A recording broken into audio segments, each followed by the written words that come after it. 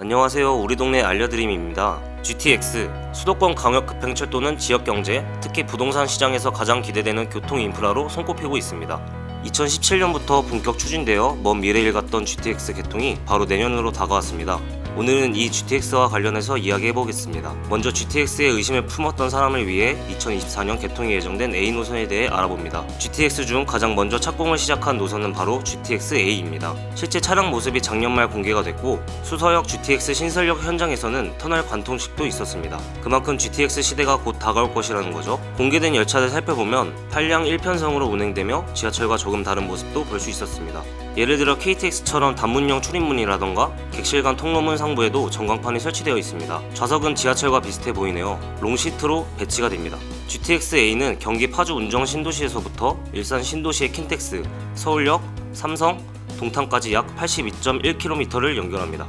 광역급행철도라는 이름답게 파주 운정에서 서울역까지 18분 정도, 킨텍스에서 삼성역까지 20분, 동탄에서 서울 삼성역까지 약 20분 정도 걸릴 것으로 보여 획기적으로 이동시간을 줄일 수 있습니다.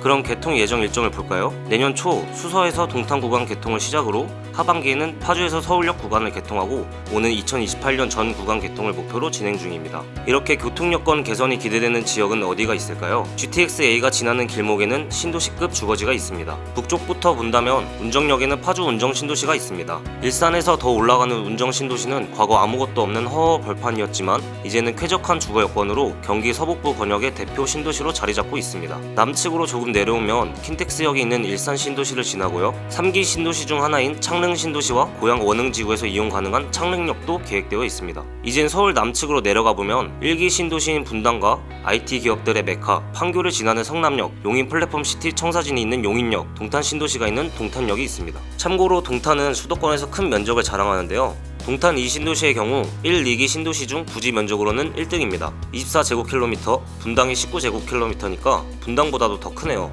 노선 끝에 있는 파주 운정과 화성 동탄은 서울 출퇴근이 쉽지 않은 곳인데 GTX로 인해 서울 중심부로 이동이 쉬워질 예정입니다. 나머지 GTX도 볼까요? GTX-C 노선은 수도권 남북을 오가는 노선이고요. 양주시 덕정역에서 수원역 노선으로 올해 하반기 착공 예정입니다. 또 인천 송도와 남양주 마석을 잇는 GTX-B 노선은 2024년 상반기 착공 예정입니다. 덧붙이자면 최신 GTX 소식으로 C 노선의 창동역이 지하화로 결정되어 눈길을 끌었습니다. 창동역 구간은 기본 계획대는 지하에 건설하기로 했지만 사업을 추진하면서 지상으로 되어 논란이 있었던 곳인데요. 최근 지하화하기로 결정이 되었네요. 점차 속도를 내고 있는 GTX. 개통이 되면 수도권 외곽 지역에서는 교통혁명으로 자리 잡을 것 같네요. 지난해 인기를 끌었던 JTBC 드라마 나의 해방일지에서 주인공인 염씨 삼남매는 매일 서울에서 경기를 오가는 고된 출퇴근길을 그려내 많은 공감을 이끌어냈습니다. GTX로 출퇴근을 했으면 삶의 질이 조금이나마 달라지지 않았을까요? 이상 우리 동네 알려드림이었습니다.